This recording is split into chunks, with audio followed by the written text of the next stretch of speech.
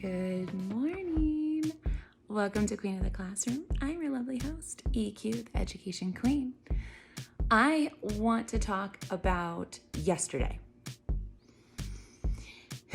It is where EQ became Momma Bear, protecting her ducklings. We don't question the science. My students know this. We don't question the science.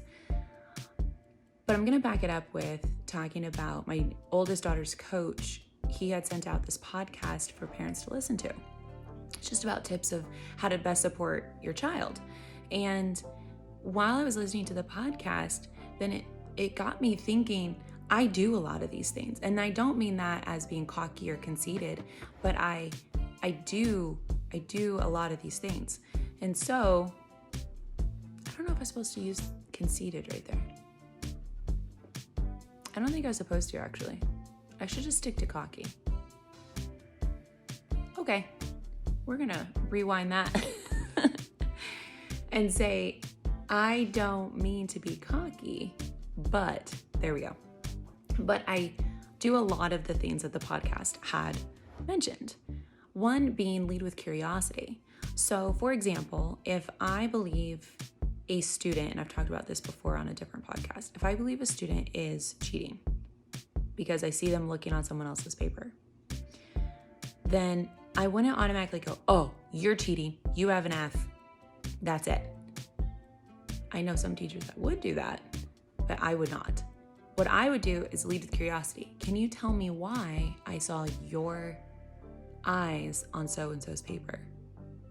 I'm curious why, I'm curious how, I'm curious what. Leading with I'm curious in the form of a question opens up the discussion to something that puts the ball back into the other person's court, so that you're not going to assumptions, like you're not jumping and having judgments on it. So I'm gonna start with that. Now yesterday, let's talk about yesterday. On the weekends, I'm a soccer mom, love being a soccer mom. So my oldest and my youngest are in a tournament this weekend. During my oldest games, the very first one, we have a couple of amazing strikers. One of those strikers, let's call her Cece. Cece likes to stand at the top of the goal box when the goalie is punting, and it's legal, it's totally fine, but she stands there as sort of a mini distraction, right? It's meant to disrupt the goalie a bit. And the goal box is huge, so really the goalie could just go around the striker every time. But the opposing coach did not like this. He did not like that our striker, Cece, was standing at the top of the box every time his goalie was about to punt it. Well, I guess he had enough of that, because he yelled to his goalie, if she gets close enough, hit her in the face. What?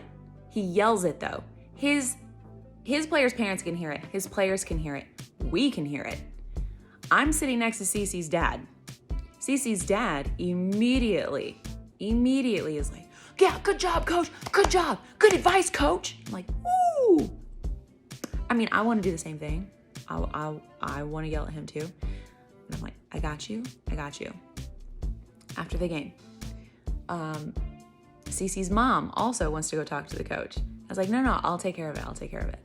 So here's how it plays out. I wait for that opposing coach to talk to his players. They continue on, and I go talk to that coach. I wait my turn because he's talking to his assistant coach. I wait my turn. Then, coach, I have a quick question for you. He's like, mm-hmm. And I said, I'm curious why you believe it's okay to instruct one of your players to do bodily harm to one of my players. More specifically, what you said for your goalie to do to my striker. And he said, I want to apologize for that. I regretted it as soon as I said it. I wouldn't want someone saying that about my child or to my child. And I said, thank you for your apology. I feel like this is going really well. And then he continues with, I just don't like that coach's style, just planting a player up at the top. And I put my hand up and I say, thank you for your apology. because I'm not about to allow him to make an excuse for why he said what he said. Because it's one of those fake apologies at that point where you're like, I'm sorry that you feel offended, that blah, blah, blah, blah.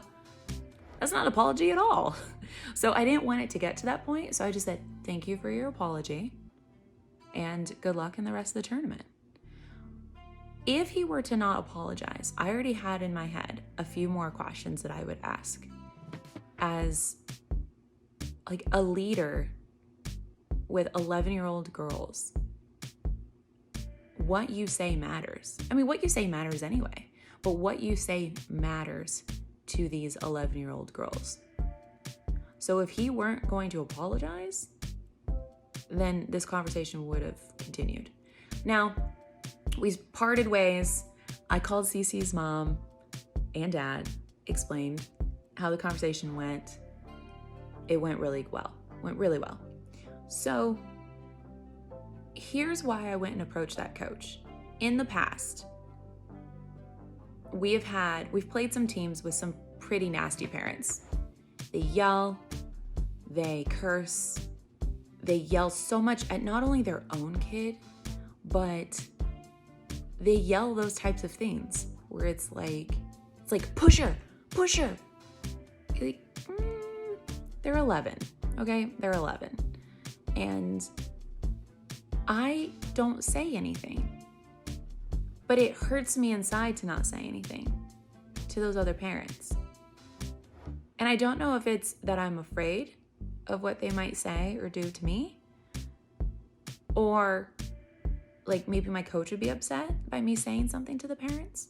But this time, when it's coming from a coach to instruct harm to another player, I had to say something. And I think I'm going to continue saying something, whether it's the parents from the opposing team or the coach, or even the other team's players saying something to my players, or if it's my players saying it to the opposing team's players. Because at the end of the day, they're 11. They're 11 years old. And they're there to play a sport that they love. So we as parents, our job is to cheer positively. And we're always being looked at, right? We're always role models. So is that really the message that people want to give to their child? That it's okay to say those things, it's okay to do those things? No. And so if you see something, you hear something, you experience something that just doesn't rub you the right way, you're like, that doesn't sit well with me. Say something, do something. And if you don't feel comfortable doing it yourself and handling your business yourself, find an adult, tell them. Get advice from friends. Hey, should I say something like that really upset me? Blah, blah, blah, blah. Because by me telling that coach yesterday about his response, it raises awareness to him. He knows we're listening. And if we're listening, those kids are listening. And is that really the message he wants to be sending to his players? So, say something. Do something. If it doesn't sit right with you, don't be afraid. It's how change happens. We stand up to those, and we stand up for those who are getting mistreated. So, have a great day. Make smart choices. Be kind to another. Bye!